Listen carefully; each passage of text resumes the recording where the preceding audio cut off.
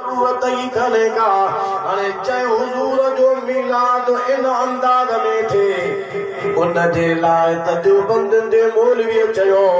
तो हुजूर जो मिलाद जायज कोने ऐं वरी जेकरे आम बार जेके जमन था जंहिंजो हाल मूं ॿुधायो त अहिड़ो हाल थींदो आहे अम्मा सां बि ही हाल कंदा आहिनि उन्हनि ॿारनि जे बारे में चवनि था त उन्हनि जी सालगिरह जाइज़ आहे बाक़ी मुस्तफ़ा जो मिलाद जायज़ कोने इन मां अंदाज़ो लॻायो त हिननि जे अंदर में हुजूर जी मुहबत केतिरी आहे रसूलुल्लाह सां इश्क केतिरो आहे यादि रखो सभ खां पहिरीं ॻाल्हि त इहा आहे मुहबत दलील कान घुरंदी आहे पर जेकॾहिं तव्हां चओ था दलील जी ॻाल्हि त अहले सुन्नत वटि दलील बि आहिनि पर सभ खां पहिरियां इहा ॻाल्हि ज़हन में हुजणु घुरिजे त शरीयत जे अहकाम जे लाइ शरई मसाइल जे लाइ शरीयत में 4 उसूल आहिनि 4 दलील आहिनि अगरि नाजाइज़ केरु चवे हराम केरु चवे मकरूह तहरीमी केरु चवे को बि माण्हू हुकुम कंहिंजे मथां लॻाए उन जे ज़िम्मे आहे सभ खां पहिरियां असल दलील अल्लाह जो कुरान माना कंहिं बि शइ जे नाजाइज़ हराम हुजण जे लाइ कुरान मां दलील वठिबो अगरि कुरान मां नथो मिले त हदीस मां वठो हदीस मां नज़र नथो अचे उम्मत जे इजमा खे ॾिसो उम्मत जे इजमा में नथो लॻे त क़यास खे तव्हां वठो इहे 4 शरीयत जा उसूल दलील आहिनि इन्हनि जे ज़रिए शरई अहकाम साबित थींदा आहिनि जेकॾहिं तव्हां आलिम आहियो मौलवी आहियो 8 साल दर्स निज़ामी पंहिंजे मदरसनि में पढ़ाईंदा आहियो अवां चओ था मीलाद जाइज़ कोन्हे मीलाद करणु हराम आहे हिन महफ़िल जो इनेकाद शरीयत में चवंदा जाइज़ कोन्हे त हुन जे जाइज़ न हुजण जो हुकुम या त तव्हांखे क़ुरान मां बयानु करणो पवंदो या सुन्नत मां बयानु करणो पवंदो या इजमाए उम्मत मां बयानु करणो पवंदो या क़यास शरई मां ॿुधाइणो पवंदो पर तव्हां वटि दलील आहे ई कोन ऐं तव्हां आणे बि नथा सघो فإن لم تفعلوا ولم تفعلوا فاتقوا النار التي وقودها الناس والحجارة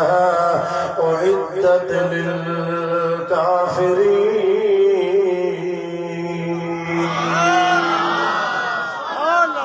सूरह सां सभी सुभान अल्लाह चयो आहे दलील तो आणियो जे कुरान में जो छो त जे छे के नाजायज़ हराम चइबो न उन लाइ कतई दलील घुर्जे कतई जो मतलब वाज़े हुकुम मौजूद हुजे कुरान में आ नाजायज़ असां न कंदासीं सुन्नत मां नाजायज़ हुजे असीं न कंदासूं या पूरी उम्मत जे इजमा हुजे उलमा सुलह में ही इजमा कर उन पूरी उम्मत जो इजमा ॾेखारे असां कोन कंदासीं भला जे इन्हनि टिनी दलीलनि में न मिले त कंहिं क्या समाई साबित कयो असीं कोन कंदासूं दलील आहे कोन 8 साल छोरनि खे मदरसे में छा पढ़ाईंदा आहियो असां खां वॾा सर्टिफिकेट सनदूं ॾींदा आहियो छोरा निकिरनि ॿार ते मीलाद बि जाइज़ कोन्हे यारी बि जाइज़ कोन्हे अब दलील किथे आहे दावा आसमान ते दलील खूह में सो बि ख़ुदा करे हुजे त निकिरे न हू कोई कोन को ठली दावा सां ठली ॻाल्हि करण सां माण्हुनि जे तव्हां अक़ीदत खे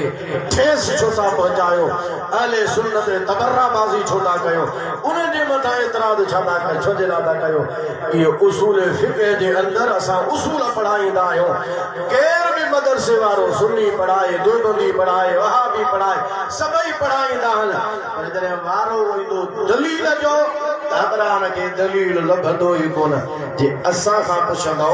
त असां वटि दलील आहिनि असुल हराम नाजाइज़ तव्हां था चओ कराहत तहरीमी तव्हां था चओ कराहत तहरीमी त पोइ ते बीठी आहे पर नाजाइज़ हराम था चओ त पोइ हुन जे लाइ पको पुख्तो दलील वाज़े कान ॾियणो पवंदो जेकॾहिं न त यादि रखो मौलवी साहब शरई मामलात जे अंदरि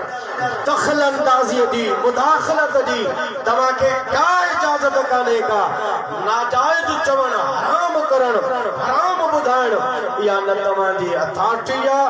न वरी तव्हांजो इख्तियार आहे शरीयत जे अंदर दखलत आदि छॾे ॾियो शरई हकाम में मुदाखलत छॾे ॾियो जंहिंखे शरीयत हराम चवंदी उहा शइ हराम हूंदी जंहिंखे शरीयत नाजाइज़ चवे उहा शइ नाजाइज़ हूंदी उनखे केरु जाइज़ नथो करे सघे